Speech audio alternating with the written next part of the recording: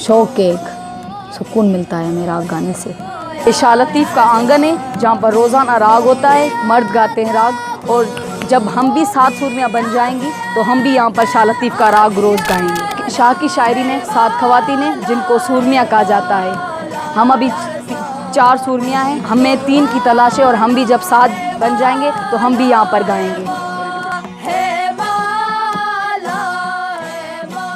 हमारे मुआशरे में इजाज़त नहीं कि लड़कियां परफॉर्मेंस करें, स्टेज पे चढ़े।